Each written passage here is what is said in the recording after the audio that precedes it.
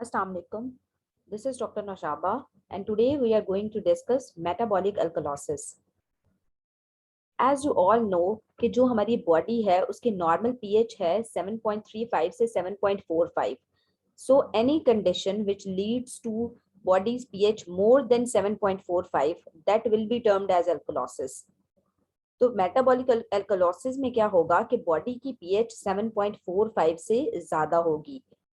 और क्या होगा, मेटाबॉलिक एल्कलोसिस है ना, एल्कलोसिस का क्या मतलब है कि अल्कलाइन जो चीजें हैं वो बॉडी में ज्यादा हो रही हैं, और जो चीज बॉडी में पीएच रेज करती है that is serum bicarbonate level.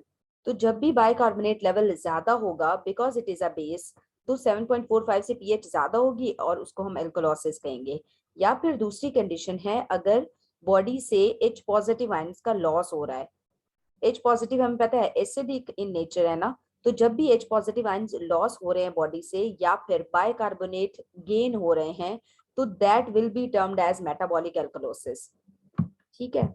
उसके बाद हमारे पास कॉजेज. तो कॉजेज में ये तीन मेनली आपने याद रखने हैं. जीआई लॉसेज में अगर एच पॉजिटिव आयंस का लॉस ज्यादा हो रहा है, जैसे वॉमिटिंग में, डायरिया में, या अगर नेजोगैस्ट्रिक सक्शनिंग हो रही है किसी भी पेशेंट की, तो उसमें बाइकार्बोनेट जो हाइड्रोजन आयन लॉस है वो ज्यादा होता है, जिसकी वजह से पेशेंट को एल्कलोसिस डेवलप हो जाती है. या फिर दूसरा हमारा रूट है, हमारी दो ही बॉडी से जो मेन रूट्स हैं जहां से लॉस हो सकता है, एक जीआई लॉस है और एक रीनल लॉस है. ठीक है. जीआई में हमने डिस्कस कर दिया, वॉमिटिंग हो सकती है, डायरिया हो सकता है, एनजी सक्शन हो सकती है.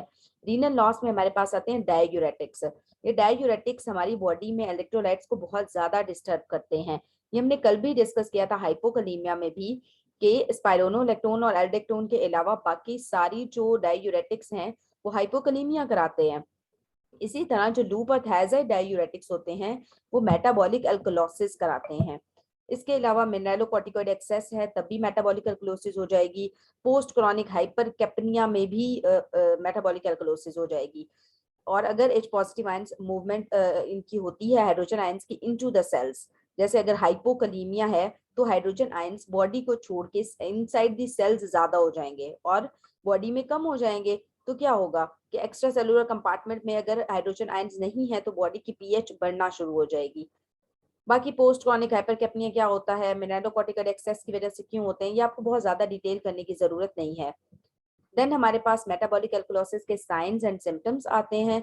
तो जब भी अल्कलोसिस डेवलप होगी तो पेशेंट हमारे पास प्रेजेंट करेगा विद रेस्टलेसनेस, डिसरिथमियास, जैसे टेकिकार्डिया हो रहा होगा, उसको कंफ्यूज होगा बहुत ज्यादा, जैसे डिजीनेस उसको होगी, नोजिया के साथ प्रेजेंट कर सकता है, वॉमिटिंग के साथ, डायरिया के साथ, ट्रेमर्स हो सकते हैं उसको जब और इसके अलावा हाइपोकलीमिया हो सकता है.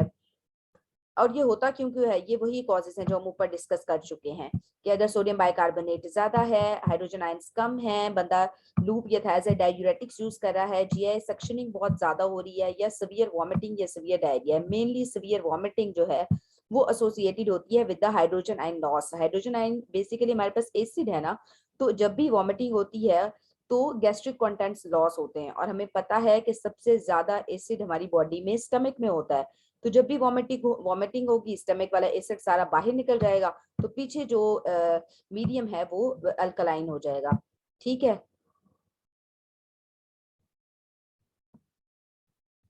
उसके बाद है हमारे पास डायग्नोसिस. तो डायग्नोसिस हमने सबसे पहले हमने देखना है कि पेशेंट का जो ब्लड प्रेशर या हाइड्रेशन स्टेटस है वो लो है या हाई है. अगर लो है तो हम यूरिनरी क्लोराइड लेवल करा लेते हैं. तो और उसके बाद हम देखते हैं कि यूरिनरी क्लोराइड लेवल कितना है.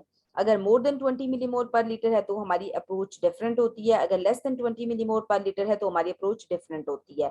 मेनली इसमें आपने याद क्या रखना है डायग्नोसिस में, ये तो फ्लो चार्ट मैंने इसलिए ऐड किया कि आपको थोड़ा सा डिफरेंट तरीके से भी डायग्नोसिस पता होना चाहिए. देखिए मेनली जो आपने बातें लिखनी है डायग्नोसिस में वो यही है कि बॉडी में सीरम बाइकार्बोनेट का लेवल जो है वो इंक्रीज हुआ हुआ होगा. ठीक है. और जो एच पॉजिटिव आयंस हैं उनका लेवल बॉडी में डिक्रीज हुआ होगा, मिनरलोकॉर्टिकॉइड एक्सेस हुई होगी बॉडी में. ठीक है. और पेशेंट की हिस्ट्री होगी वो डाययूरेटिक्स यूज कर रहा है. इसके अलावा ये हमारे पास कुछ कंडीशंस हैं जब ब्लड प्रेशर और हाइड्रेशन स्टेटस हाई होता है, उसमें हम किस तरह से अप्रोच करते हैं। ये अगर आप खुद से देखना चाहते हैं तो देख लें, लेकिन आपने डायग्नोसिस में ये वाली बातें लिखनी है जो मैंने आपको बताई हैं। ये फ्लो चार्ट एज सच आपने पेपर में लिखने के लिए नहीं करना, बस आप एक दफा इसको देख लीजिएगा।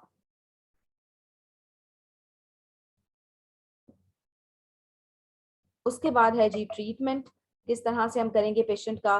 तो हम सबसे पहले वाटर और इलेक्ट्रोलाइट लॉस जो है उसको रिप्लेस करेंगे। उसके बाद हम पेशेंट का जो भी अंडरलाइन कॉज है, जैसे डायूरेटिक्स ले रहा है तो उसको स्टॉप करेंगे या टेपर कर देंगे या डोज चेंज कर देंगे। और इसके अलावा अगर उसको वॉमिटिंग है बहुत ज्यादा तो हम उसको रिप्लेस करेंगे। एंटी सक्शनिंग की वजह से हो रही है तो हम कोशिश करेंगे सक्शनिंग कम से कम करें। और कभी कभी इतनी ज्यादा सीवियर अल्कोलोसिस हो जाती है कि हमें बाहर से एसिड देना पड़ता है, और वो हम कौन से एसिड देते हैं, अमोनियम क्लोराइड। और अमोनियम क्लोराइड भी हम बहुत ही डाइल्यूटेड फॉर्म में देते हैं ताकि ये हमारी मुकोजल मेम्ब्रेन्स को डैमेज ना करे और हमें जो अल्कोलोसिस है वो कंट्रोल करने में हेल्प करे।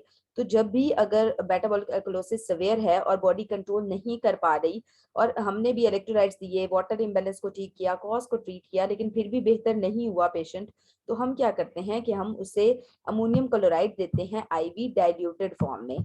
ठीक है।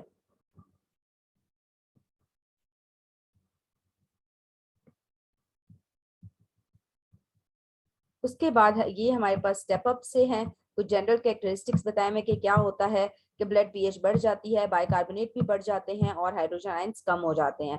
उसके बाद ये कॉजेज हैं। कॉजेज आपने अच्छे तरीके से पढ़ने हैं मेटाबॉलिक अल्कोलोसिस के, बल्कि जितनी भी मेटाबॉलिक एबनॉर्मेलिटीज हैं उनके कॉजेज आपको फिंगर टिप्स में होने चाहिए। बेशक सारे ना हो, लेकिन 3-4 कॉजेज आपने लाजमी करने हैं।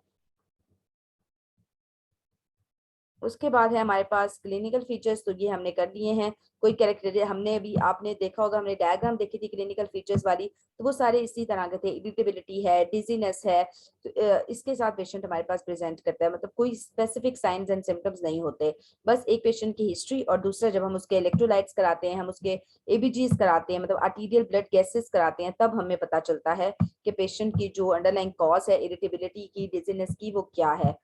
इसके बाद आता है हमारे पास डायग्नोसिस। तो डायग्नोसिस में हम क्या करते हैं, वही हम जो हमने ऊपर बातें डिस्कस की कि पीएच देखते हैं, उसकी बाइकार्बोनेट लेवल देखते हैं, हम उसके हाइड्रोजन आयन लेवल देखते हैं, हम उसकी partial pressure of carbon dioxide भी देखते हैं। ये क्यों देखते हैं, क्योंकि जब भी अल्कलोसिस होगी तो हमारी बॉडी ज्यादा से ज्यादा कार्बन डाइऑक्साइड जो है वो एलिवेट करना शुरू कर देगी। क्यों एलिवेट करेगी, क्योंकि आपने एक बात याद रखनी है कि carbon dioxide is an acid, क्योंकि ये वाटर के साथ मिलकर कार्बोनिक एसिड बनाती है ना। तो कार्बन डाइऑक्साइड इंक्रीज हो रही है मतलब एसिड इंक्रीज हो रहा है। तो जब भी मेटाबॉलिक अल्कलोसिस होती है, हम चाहते हैं कि एसिड इंक्रीज हो, तो फिर हमारी बॉडी कंपनसेटरी वे में कार्बन डाइऑक्साइड बढ़ाना शुरू कर देती है। इसके अलावा हम यूरिनरी क्लोराइड लेवल भी देखेंगे, जो हमने ऊपर फ्लो चार्ट में डिस्कस किया है। ये वो कहते हैं कि जी बहुत इंपॉर्टेंट है, इससे हम सेलाइन सेंसिटिव और सेलाइन रेजिस्टेंट टाइप्स का पता चलता है मेटाबॉलिक अल्कलोसिस की। ये आपको इतनी ज्यादा डिटेल में रेजिस्टेंट टाइप क्या होती है, सेलाइन सेंसिटिव टाइप क्या होती है, ये करने की जरूरत नहीं है। उसके बाद है ट्रीटमेंट। तो ट्रीटमेंट में हम जैसे ऊपर डिस्कस कर चुके हैं, फ्लूइड इलेक्ट्रोलाइट इम्बैलेंस को ठीक करेंगे, कॉज को ट्रीट करेंगे, और अगर रेसिस्टेंट केसेस में हम डाइल्यूट फॉर्म में एसिड भी दे देते हैं। ठीक है। ये था हमारा आज का छोटा सा टॉपिक। आई होप आपको समझ में आ गया होगा। If you have any query you can ask. Thank you.